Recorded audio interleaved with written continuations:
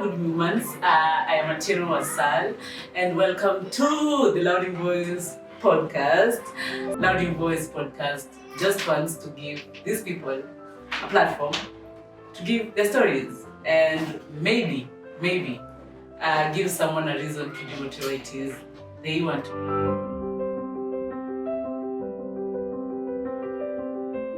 Hey, Sigma, I'm ready. So yeah, just like I told you, I'm Atieno Wasal, and Atieno Wasal has our own story. So in this episode, we're going to talk about postgraduate depression. And I graduated school last year, December. Yeah, I graduated. The graduation ceremony was in December. But you know how in Kenya you finish some months before actually graduating. So you finish with school, with your exams, and then now you have to wait for everything that goes on in the middle. I really don't know what goes on in the middle, but in the end your results are in and whatever, and now the graduation is there. So I've always been, let me give you a background of the story. I've always been a kind of hustler, say. I started hustling from way back. Immediately after high school, I remember I had it could cause problems between me and my parents, mostly my mom, that is. I was always out and about. I was never at one place at any particular time. I was always moving from this to this to this, and that kind of gave me a hustling, what can I call it? I don't know, a hustling tag. So I remember immediately after high school, easy hustle, not a job, but hustle. If there was anything to do with promo for Safaricom, promos for alcohol, I was in. So anytime if you ever called me and told me there was a hustle somewhere, a promo somewhere, I was always on board. So I remember there was this day, for example, and these hustles, these promos are never at one place, like in your town. At that time, I was in Kisumu, and I remember there were times that we could go outside Kisumu, maybe to Homa Bay, to another county, to Homa Bay, maybe Migori. We even went as far as Kisii. And there was this time my mom didn't really want me to actually go for these promos, but who was I? I was rebellious. I was a hustler. I needed the money. She couldn't understand really what I needed the money for, because according to her, she was able to provide for all of us. Like, she could provide food. If you needed pads, she was there. You needed clothes, she was there. But what she didn't get was that I wanted something for myself. So, there's these things that you as a girl need, but you don't want to go asking, okay? Because how are you going to tell your mom or your dad that you want money for lipstick, or you want money for the powder for face? What is it called? Ponds. How are you going to tell your mom you want that? But you want it. So that is why you could go for this hustle. So I remember one day I had gone, I just called them that, hey, by the way, mom and dad, I can't come back home because I'm in Migori and I don't see myself coming back anytime earlier than 10:30. From 10:30 maybe, because these promos could end around 5.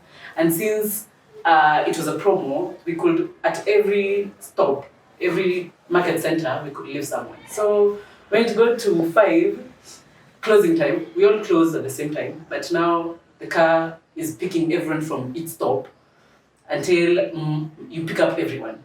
And now you go home together. I remember coming home around 11:30ish, and my mom had an issue with it. My dad didn't, because he was always a pro hustle person. Yeah, because with his stories, he used to realize I alianza kuhustle. He started hustling way earlier.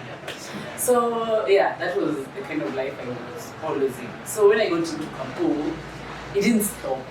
Okay, so every time my friends would ask me, remember my friends go, Colin, where have you been? And it was either I was in Nairobi or back to Kisumu for hustles, easy promo and whatnot. Yeah, so fast forward to when I was in Padilla, I remember I got a job somewhere, and at the same time I was in school. it was good until I got to a point. I remember telling my parents, no, that money you people have, you can do other things with. Right now, where I am, I can actually take care of myself. I can pay my rent, I can buy food, and I think I can get a quarter of my fee.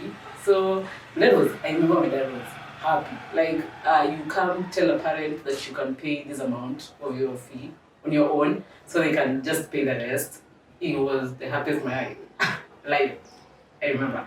So, my mom was especially, right now, what I'm thinking was, it was just her own way of protecting me, because this is your baby girl, your firstborn daughter, and with Campo, with all the stories we've been seeing on the media and whatnot, of girls having sponsors and whatever, and some girls being found somewhere dead and things like that. And during that time, Historia Nani was on, what was her name? The chick who was dating a governor somewhere, Sharon. Yeah. So my mom was scared, but yeah, I was on the right track, but she didn't know that. She was a pilot, they all get scared at some point. Yeah. So that was my life.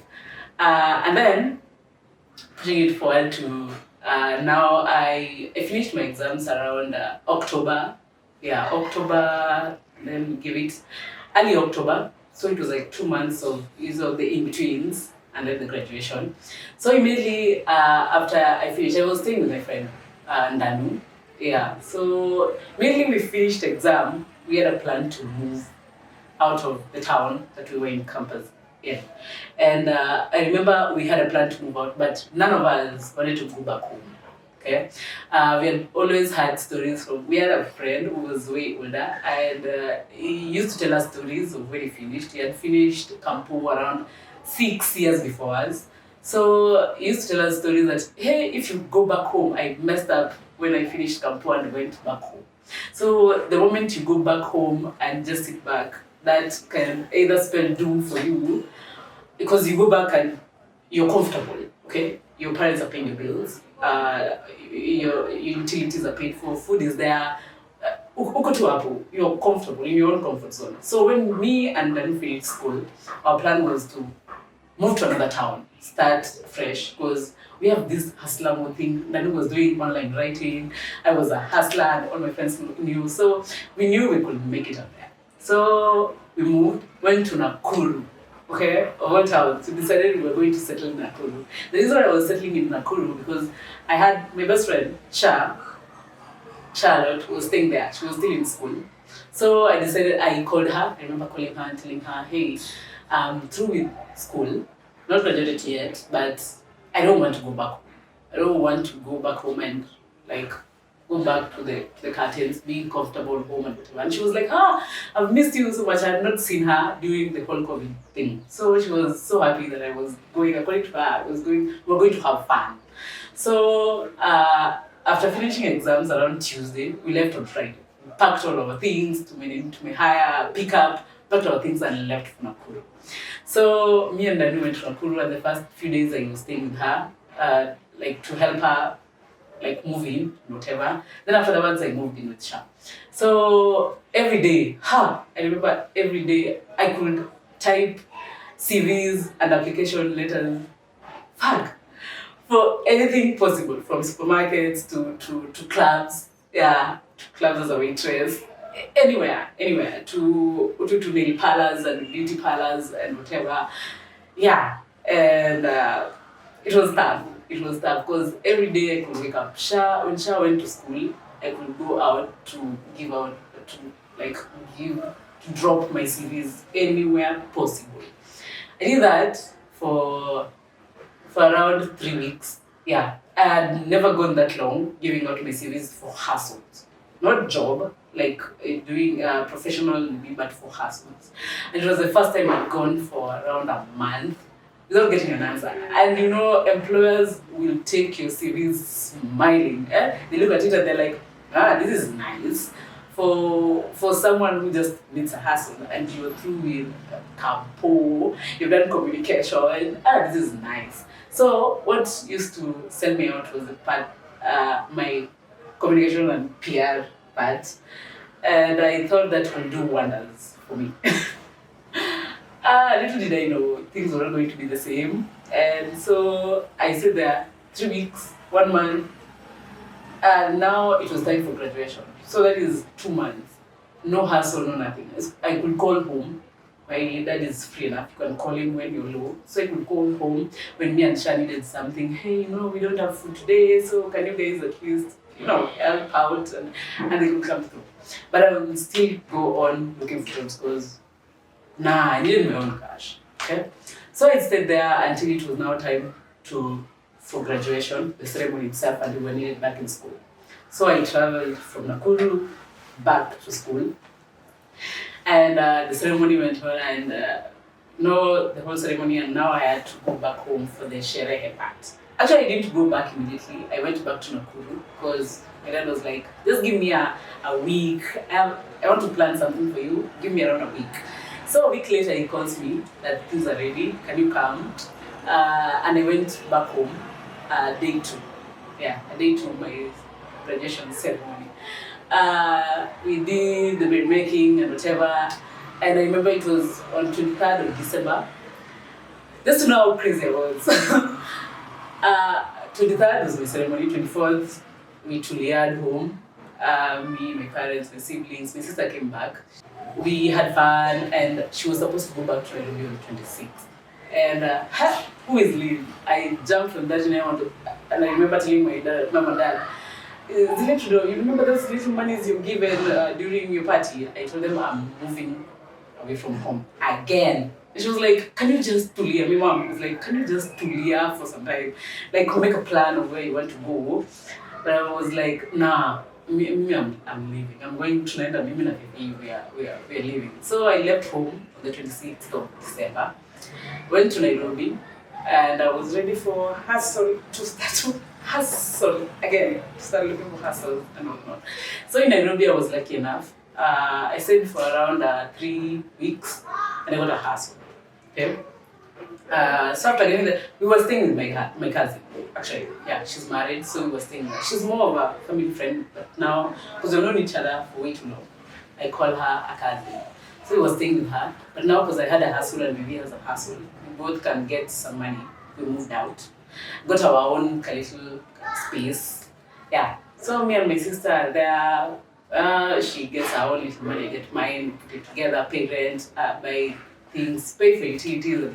So we were fine. Until where I was working, actually, I was at a Shia by then. And things weren't going so fine. No, Lenin appreciation, things are not fine, and then today shows you things are okay, not. And we continue like that to one day I woke up and went for work, and we didn't get anyone in that building. Yeah. Auctioneers had come and they're taking things from our boss's space. It was a restaurant. They'd come, and so my bosses had to move. So they didn't even know themselves. They were tipped, actually. So that spelled me not having a job again. And now I had to take a my little sister, our last born. That is crazy. Like, you're a firstborn, you're a daughter, you've always been taught to take care of your siblings. Okay? And that is what I was used to. I could hustle. Maybe, what do you need? When I was hustling, I could get them whatever it is they wanted. Not whatever it is, but whatever it is I could get. Okay? You always go out, hustle, come back with something for your siblings. That is what I was used to. But now, things are different. Okay? We lost our jobs. The only communication that those people gave us was, can you guys just go? We're going to plan, and then we will call you to give you your monies. But they didn't for around 3 weeks. 3 weeks, there was no communication at all. It was actually more than 3 weeks. Can't remember any, but it was actually more than 3 weeks. So with these 3 weeks, you broke. I hadn't saved much. When things are running good for you, your mind actually moves from saving, and you're like, things. You actually get comfortable and you think, things are going to be okay for you for a while. So yeah, I'd taken a sit back. I was relaxing. Things were good. So we got to a point now I didn't have shit. I didn't have any money on me. I was so embarrassed to call back home because the way I had moved out and my mom was like, can you just Tulia? And I was like, no, I'm going. So I was also embarrassed to call them. But my sister was good enough because she was like, no, I can try to take care of us both. But as a hustler, a big sister, it feels embarrassing. No, like, it feels embarrassing. So then I started, I was still giving out my CVs. Every day you're typing, and guy, that is what was taking all my money. Like, every day you're there printing a new CV. Every day you're there printing a new, because you're taking your CVs to any field possible, whether it's clubs, restaurants, bookshops, or whatever. I could drop my CVs everywhere. So I had started again real life before. I'd gone back to that. Not that I'm complaining or anything, but that job hunting is terrible. Employers are on a rock, by the way. So most of these guys could, like I told you, take your CV, smile at you, look at it, this is nice. So, and they tell you, can I speak to my boss and then we'll get back to you on such and such a day. And you could go home, you're like, this guy told me, or this person told me my CV is good. Okay? And they promised to call. You'd wait for the call. I waited for calls, nothing. So it was around this time, actually. Now my postgraduate depression comes in. I could be left at home. My sister could go to work. She could leave the house around 6:30, come back around 8 because Jamia Nairobi and whatever. So she could get home around 8:39.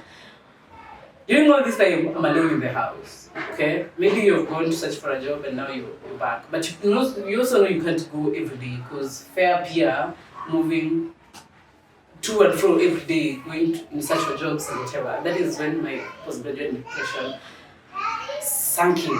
Okay, I remember there were days I couldn't even raise the curtains up. I remember it quite even dark from asubuhi till June. And then the worst part of it is that I could get no sleep during the night. No sleep whatsoever. You're there, my sister is sleeping beside me. We were sharing a bed. She was there sleeping beside me and I was awake. Okay, the whole night. Until around 5. That is when finally my body could get tired of its own and decide, no, we have lived enough. You know how you just sit, you're begging your eyes to just close so you can sleep, and it's like, nah. But now when it gets to 5:35, it gets tiring, so now, you go under. So I could actually stay awake the whole night, watch my sister sleep, watch movies, because now depression comes in different stages. Mine came in form of wanting the room dark all the time, watching a lot of movies that weren't really helping. I was in this cocoon. You know how they say insects go to that stage, the larvae stage, where they do nothing. They've eaten and then, I was there. And I remember there were days I could cry in the middle of the night. Randomly to mchana. And I'm telling myself, how long am I going to depend on my sister, my little sister? The last born. I'm the first born, for goodness sake. And I could just find myself crying for no reason at all. There was a reason, background reason, but at that time, I didn't know. Okay? So I didn't want curtains up. I could sleep from 5. When I could open my eyes, it could be 3 or 4, or even 5 in the evening. Can't say I had insomnia. No, I had sleep, but I wasn't sleeping during the times when normal people sleep. Okay, awake the whole night and I sleep the whole day. There were days I would not make my hair. There were days I couldn't even brush my teeth. Ningeamka 5 p.m. in the evening, just sit, watch a movie again, wait for my sister to come, we cook supper. I didn't tell her anything. She didn't know these things. I've not even told her up to today. Okay? I think this is the first time she's going to hear about it. But that was my story. And it was one hell of a moment because you just cry out of nowhere. Sometimes you have these terrible, terrible moments Migraines, yeah. These headaches, these very, very sharp headaches, because you're thinking too much. Yeah, thinking way too much. Like, what can I do? Or what am I doing? Not doing right? Where am I messing up? Those are the things I used to tell myself. Because and there was these times I tell myself, "Nini unafanya? Why don't you just?" I remember even telling my sister, "See, you just move and just let me remain here until the landlord, if he decides to kick me out, you just move because you're the one with the money. I don't have shit." And then I got another job. Yeah, I remember during that time, I got another hustle as a waitress. But one thing about people that own restaurants and clubs is one thing. You make these people good money, a lot of money. There were days, as a cashier, I could count cash is around 600k. And this person is only paying you 18,000 bob. And you'll have to struggle. Like, nikamna, unakuja kugombana, like kuvutana when it comes to them paying your money.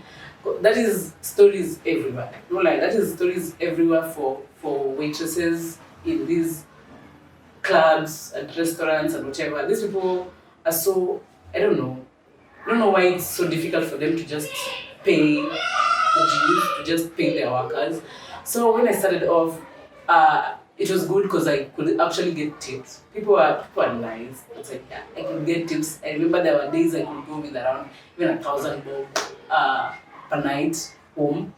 I was working for 4 days a week. So yeah, so it wasn't that bad. Though with the salary part, it was a struggle a little bit for these people to actually give you your due. But you still survive. Okay. Easy tips we could put together, and I could tell my sister 4 days. The first week we put a we can pay rent, and I can put mine together and hers we pay rent. And we could get food just like that. And then one day, there was one day we were just told, we were never told earlier enough, we were just told there's a new management, not new management per se, but there was a new manager, general manager. You know, from where he's coming from, people have reservations, like you're going to this place as a new person. Most people want to come with their own people, okay, people you're used to, because these are stuff you know nothing about, okay, you don't know how they do things, you don't know how they react to you or whatever. So this guy came with his own people, and then we are told your services are no longer needed. Yeah, we were told your services are no longer needed. So this guy has come with his own waitresses, with his own same as little managers when you're hapa chini. Yeah. So he has come with his own people. He's the general manager. Then there's a manager somewhere here, his own guy. Then there's the one that stays with the worker, the supervisor. He has also come with his own person, and the waitresses too. So we were told our services were no longer needed. So we went home and we were told, handling everything, you will be called for your monies, okay? Because the moment you're told your services are no longer needed, the first thing you ask is, where's my money, okay? You don't even ask why, because these are never permanent jobs. With waitresses' jobs, you just always get yourself ready to not have a job maybe the next day. You never know, okay? So they're always up and down. Later you're here, tomorrow you're not there anymore. You have to look for another job. So here, when I got here, the reason why I got comfortable was there were people who had worked here for more than 5 years, okay? So I got comfortable at maybe whatever that always goes on, that you have no job security wasn't going to happen here. But then now 3 months down the line, we're told you have to leave. So we left, no money, just the tip you'd made for the night. Okay? Yeah, that is what I went back home with. Now I remember asking God, like, I'm a hustler. I hustle. I never just sit around waiting for someone to hand me out money and stuff. I go out looking for my own money. What is wrong with you? Okay? I've been looking for a job every day, and then there's my sister here who has something going on for her. Good bosses, you have job security and everything, and then I'm the one that is never the same place for a period of time. Okay, so it's like you're there for short stints. You're there today, this month. Yeah, you just understand. Yeah, so I went back to the depression. Kept asking myself, Nini bana, am I cast or whatever? You know, you just ask yourself so many questions when you keep on getting jobs and you keep on losing them. Not that you've done anything, but things just happen like that. You have a job today, the next day you don't have a job. You go out hustling again, and then you don't have a job again. So you start questioning things. So I went back to that cocoon again. Like, nini nimefanya wrong?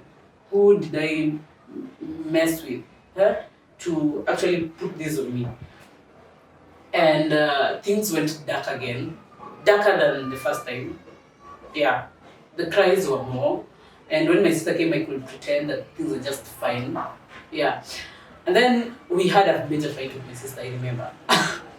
You know, I understand everything that was happening then. I understand them now, because this is someone who is 3 years younger than me. Yeah, 3 years or 4 years younger. No, 3 years younger than me. Yeah, she's 21 and 24. 3 years younger than me. She's providing. Every time you're not stable, and every time she has to come through, she's that young. She needs to do things for herself. Okay? But now, you, the bigger sister, is here, needing her all the time to come through for you, to pay bills, to pay rent. And now I could take out my CVs and nothing. So around this time is when I thought about coming back home. I thought about when my mom had said, why don't you take things slow? Like, just put yourself together first before you can go. Because I called them and I told them, hi, I'm here again. No job. Again. Okay? And I remember my dad telling me, back home, you had started so well. And then you left. Why don't you just come back? And with my big head and ego, I remember telling him, no. I'd left home saying I'm a hustler, that I'm going to hustle outside there. My plans were never to come back home at jobless or whatever. My plan was always to come visiting and go back. Okay? So I remember my dad telling me, why don't you just come home? Start afresh. People start afresh. And I was in that denial, that no, I think I can still try and work it out somehow.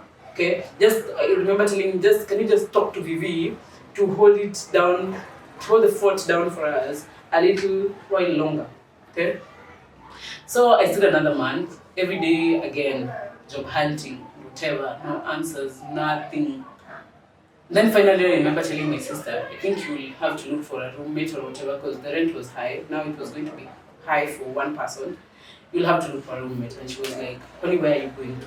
And I told her, think of going back home, because it looks like things are not working out the way I wanted them to work out. They work out for a short period of time and then again, nothing. Okay? So I talked to her and I told her, just look for a roommate. I'll tell you when. I'm giving you a few to at least find someone. She had a friend. I told her, why don't you talk to your friend? Because now I have to go back to the drawing. I have to go back and decide what I really want. Because around this time also is when I was also tired of hustles. Because I'd done them way back from when I started them from as early as when I was in my last year in high school. Okay? To this point now. And now something inside me wanted me to go back to what I'd gone to school for, to do something to do with the media, to do something communication-wise, because that is where my heart has always been. So after a month again of ego controlling me, and me telling my dad, I have to find another way, okay? I called them again. I told them, I'm stuck again. I'm stuck and I don't know what to do. I'm afraid of going back home. And my mom had never been best friends. We have been friends, but not best friends. I've always been the daddy's girl. And this time around, I didn't call my dad. I called my mom. And she was like, wewe mtoto beba bagi yako ukuje home. Okay? That was her exact words. She told me, this is your home. No matter how far you go, this is home. If things don't work, you can't just cast you out. This is your home. Even if you're 30, that is the best thing about parents, by the way. Your parents are your parents. All that I'm lucky, I have good parents. Though my mom is tough, half, but yeah, she's the best mom. she's a wonderful woman. Yeah, we are not best friends, but when you need her, she comes through. Okay, so she was like, just do this, just carry a little bit of clothes. If you're not too sure of what you want, carry a little bit of clothes and come home. Come back, get your head straight. The worst thing about all this is I could always compare myself to everyone else. Like, this is my sister. My sister said no to going to campus. She wanted to go to Pole Kole that are in Nairobi and they were working for her. And me with my university degree from Moi University, things weren't going anywhere. So those are the things that kept me down. Those are the things that kept me back. When I was being told to go back and start afresh, those are the things that always came running through my mind, and I was like, no, I can't be the one struggling like this and I'm the one with the degree. No, something needs to happen, okay? Finally, I decided East or West, home is best, okay? And no lie, Kisumu was working for me so well before I decided to move to Rennie. I was beginning to form two groups, but the hustling me, the hustle mode in me just didn't want the long term. Okay, I wanted to make things move fast, to make things move at the pace I wanted them to go. Okay, maybe that wasn't the pace that was intended for me. And right now, looking back, I think it could be far, maybe, if I had just stayed here and done the things I was doing. I don't know. Life is picky ponky.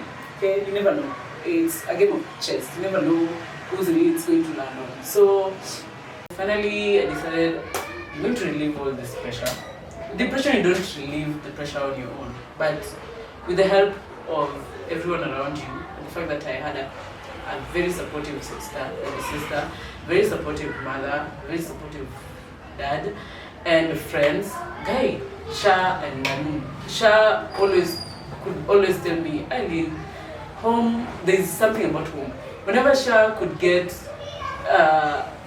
down mentally, Emma should always go home. And then I could call her, how are you? And she could tell me, home just relieves pressure for you, okay? And I could tell her, you're joking, okay? There's something about hustle, something about going out to the world, to fight for yourself. And she would be like, we're different, you have that, I have this, but even with that, I'm just telling you that even with that, when things go south for you, think about home, go back home, and it's peaceful, okay? You know African parents are never that peaceful. It's always a fight between you and them, but home is home. You're being taken care of at least by someone. People are closer, that if you go into Disney, because I don't believe in my mom's house you can get depressed.